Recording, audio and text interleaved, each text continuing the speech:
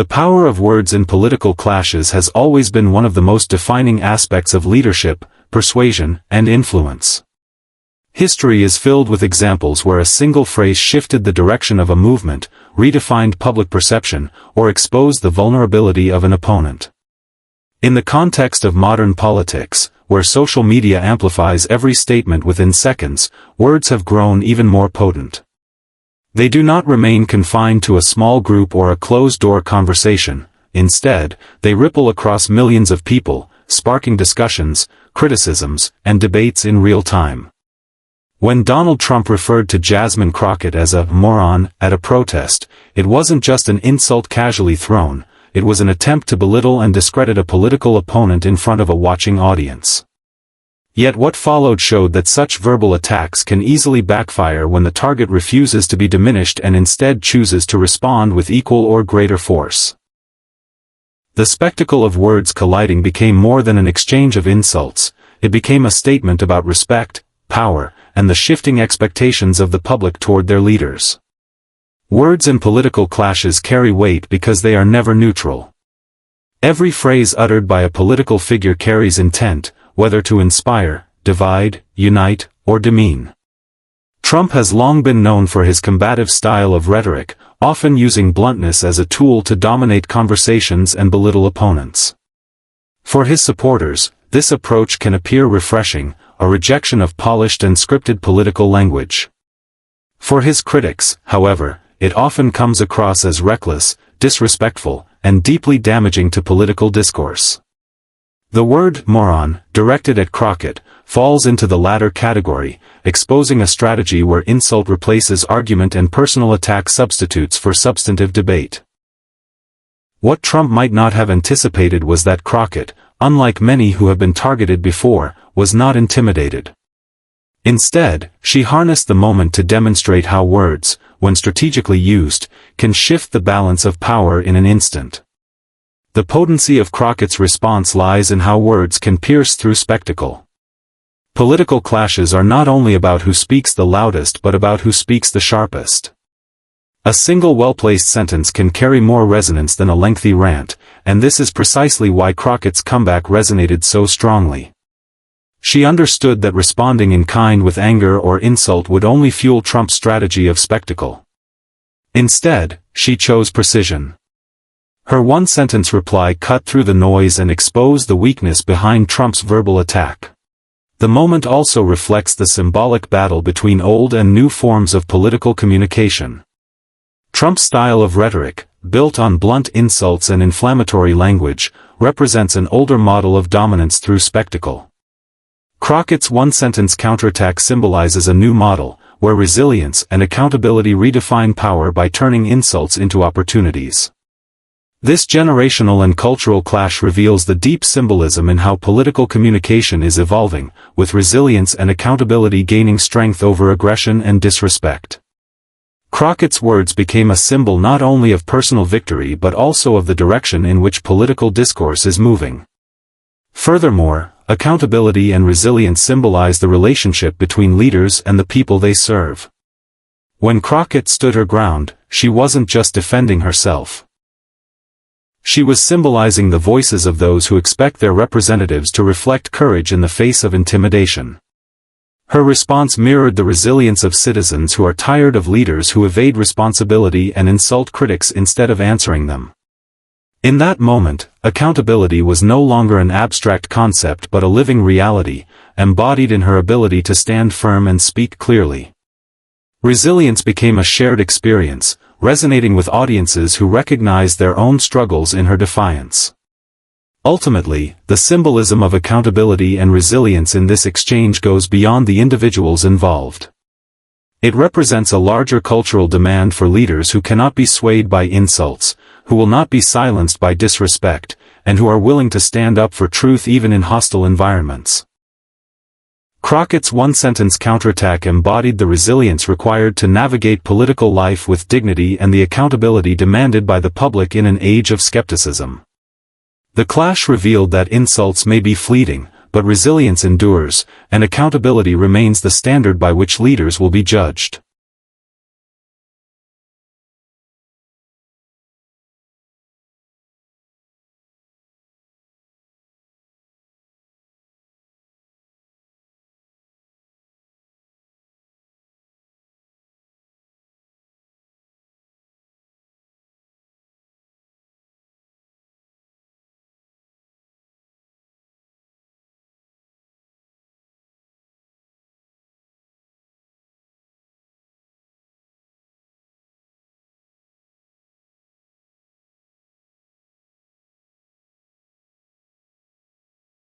Accountability is further symbolized in how the moment was remembered and discussed. Trump's insult could have been the defining aspect of the protest, but instead it was Crockett's response that dominated headlines and conversations. This shift highlights the growing demand for leaders to be held accountable not just for their policies but for their words. Public discourse no longer allows dismissive insults to pass without challenge, and Crockett's resilience made clear that accountability will be demanded in every form, from legislation to language. Her response symbolized a refusal to let disrespect overshadow responsibility, ensuring that leaders who attempt to escape accountability through derision will be confronted and exposed. Resilience also serves as a reminder that strength in politics does not always look like aggression. Too often, political resilience is imagined as the ability to fight louder or harder than an opponent. Crockett redefined resilience by demonstrating that strength can also be found in composure, in the ability to maintain dignity while delivering a decisive blow through words. This redefinition of resilience symbolized a shift in what leadership can mean in the modern era, not domination through fear or insult, but authority through clarity, confidence, and self-control. The moment revealed that resilience can inspire far more than aggression ever could, offering a vision of leadership rooted in accountability rather than spectacle. The symbolism of this clash also speaks to the evolution of political culture. In past eras, insults from powerful figures might have gone unchallenged or might have successfully silenced dissenting voices. Today, however, resilience in the face of such tactics symbolizes a broader cultural transformation. Audiences are less willing to accept unchecked disrespect and more eager to celebrate those who hold leaders accountable. Crockett's response captured this shift, demonstrating how resilience aligns with the public's demand for transparency, fairness, and respect. Her words became a symbol of a new standard in politics, that accountability is non-negotiable and that resilience is essential for those who challenge power.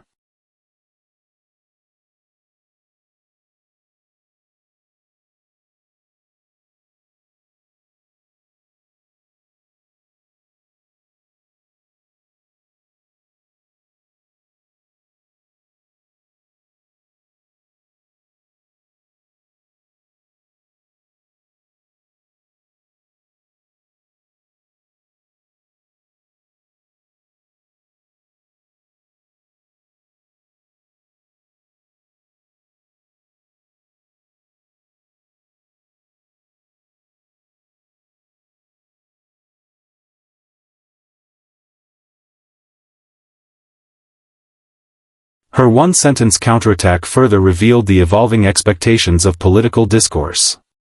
Voters and audiences are increasingly weary of insults and personal attacks, seeking instead moments of substance, wit, and strength. Crockett's reply aligned with this shift, presenting her not only as someone who could withstand attacks but also as someone capable of leading with dignity. It is not enough in modern politics to endure insults. Leaders are expected to rise above them in ways that inspire confidence. Her words met that expectation and, in doing so, redefined the encounter as a victory for resilience over aggression. Ultimately, Crockett's counterattack demonstrates that the most powerful weapon in political clashes is not volume, aggression, or spectacle, but clarity. By condensing her strength into one sentence, she modeled how effective communication relies on focus rather than excess.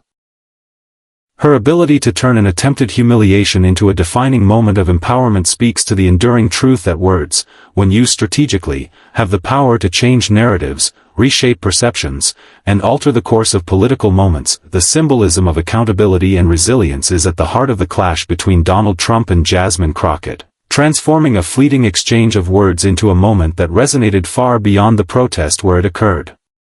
Accountability in politics has always been one of the most critical yet elusive ideals, with leaders often attempting to deflect criticism or shift blame when confronted. Trump's insult toward Crockett was not just an attempt to demean her personally but a tactic to avoid addressing the deeper issues being raised at the protest. By choosing to call her a moron, he attempted to minimize her credibility and silence the conversation altogether. Crockett's one-sentence response, however, symbolized the demand for accountability, proving that leaders cannot escape criticism through disrespect. Her resilience in that moment embodied the growing insistence from the public that their representatives stand firm, speak truth, and reject belittlement as a political strategy. Resilience is not only about withstanding attacks but about transforming them into source. Another layer of her counterattack's effectiveness lies in how it revealed Trump's vulnerability. For years, Trump has relied on blunt rhetoric and insults to dominate political spaces. His strategy has often worked because many opponents struggled to counter his aggression without appearing flustered or defensive. Crockett broke this pattern by refusing to react with visible anger or to retreat into silence. Instead, she used her words to expose the hollowness of the insult itself. Her reply not only defended her position but also drew attention to the weakness in Trump's reliance on name-calling as a tool of power. By dismantling his tactic with calm precision, she flipped the dynamic and demonstrated that insults lose their force when met with wit and clarity. Her one-sentence response also highlighted the intersection between language and power dynamics in politics. In political theater, insults are often intended to create an imbalance, placing one figure in a dominant position and the other in a defensive posture. Trump's insult attempted to cast Crockett as intellectually inferior, positioning himself as the authority figure. Yet her counterattack neutralized the imbalance by rejecting the frame he tried to impose.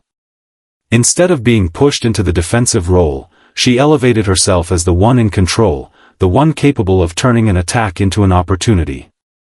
This rebalancing of power through words exemplifies why rhetoric remains central to political contests, even in an era dominated by media spectacle and visual performance.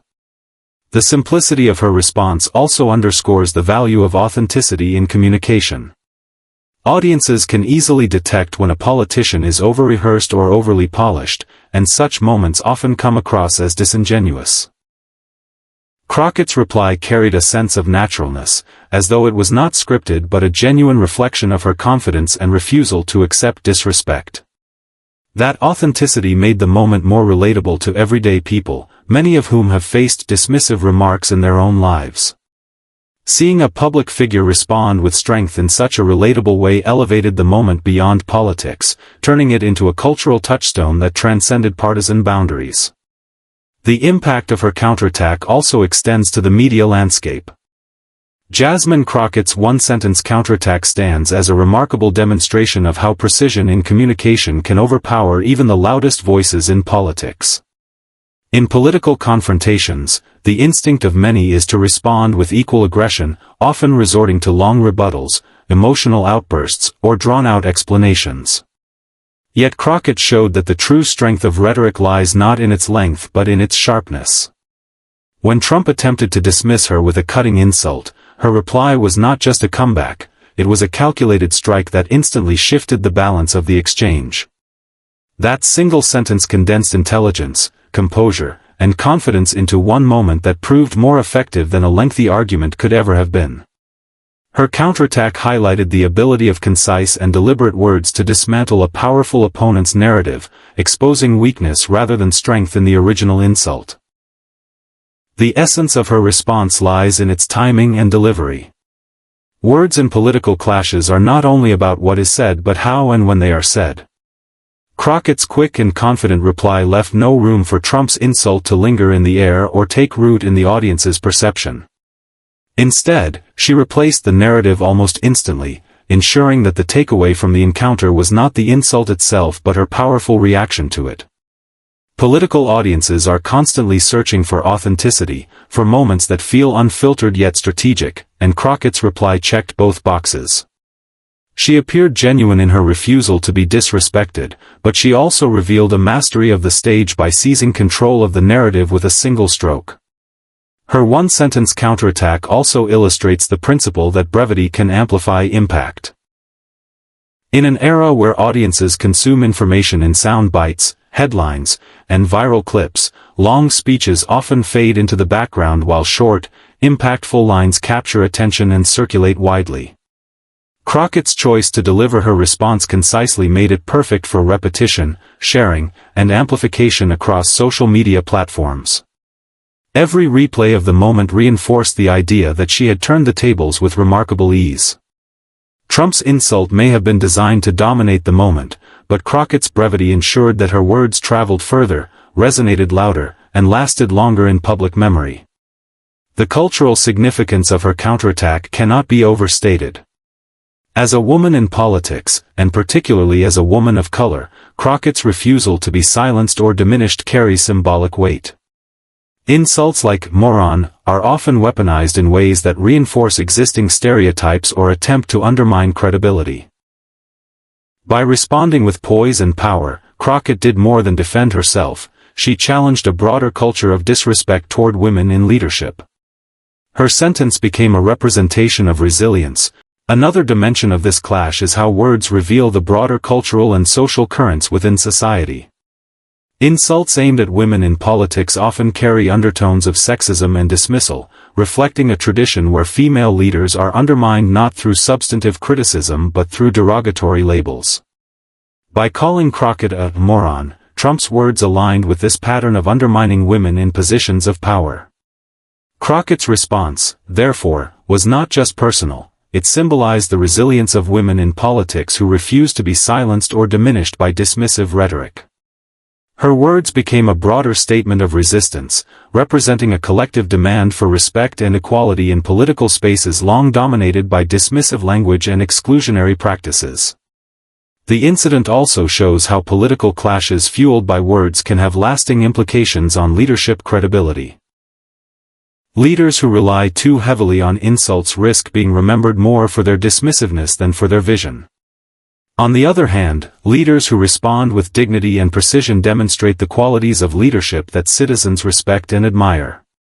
Crockett's ability to turn an attempted humiliation into a moment of empowerment illustrates the lasting value of measured, thoughtful communication in politics. While Trump's insult was momentary, Crockett's response is likely to be remembered as a defining instance of resilience and rhetorical skill. Ultimately, the power of words in political clashes lies in their ability to shape perceptions, create narratives, and expose character. They can elevate or diminish, unite or divide, inspire or belittle. In the clash between Trump and Crockett, the insult was intended as an ending, but the response transformed it into a beginning of a new narrative, one where resilience triumphed over disrespect and precision defeated bluster. The moment exemplifies how words, wielded wisely, can determine not just the outcome of a single exchange but the legacy of the people involved.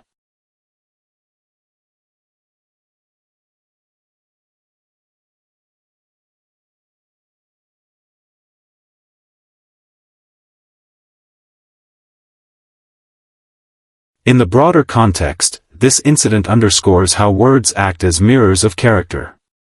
Trump's insult reflected a reliance on demeaning tactics to establish dominance, but Crockett's response reflected resilience, intelligence, and confidence. In an age where public perception often outweighs detailed policy knowledge, the ability to wield words effectively can determine how leaders are remembered. Political clashes become symbolic battles where reputations are won or lost not through physical might or institutional power, but through the ability to communicate strength. Crockett's refusal to let the insult define her turned the clash into an example of how marginalized voices can stand tall in the face of disrespect and command respect from those watching. The power of words in political clashes also extends beyond the individuals directly involved. Audiences witnessing these moments internalize the lessons embedded in them. Supporters of Trump might cheer his bluntness, seeing it as a challenge to political correctness, but even they cannot ignore the sharpness of Crockett's reply and the composure she displayed under pressure. For her supporters, the moment became a rallying cry, proof that no insult can silence someone who is prepared, confident, and unafraid. Neutral observers, meanwhile, saw in the exchange a striking contrast between crude dismissal and intelligent resilience, a contrast that shaped how the moment was reported, shared, and remembered. Thus, the clash extended beyond the stage or protest into the collective consciousness of the public, demonstrating again how words ripple outward in unpredictable but powerful ways. Moreover, the dynamics of words in political clashes reveal how narratives are constructed. Trump attempted to craft a narrative where Crockett was unworthy of serious consideration, dismissing her with a single word meant to degrade her intellect. Yet Crockett rewrote that narrative within seconds by refusing to accept the frame he created. Instead, she flipped the script, reminding audiences that intelligence, dignity, and wit matter far more than insults. In doing so, she exposed not only the weakness in Trump's strategy but also the strength in her own. This shift in narrative is critical, because in politics, perception often shapes reality. By controlling the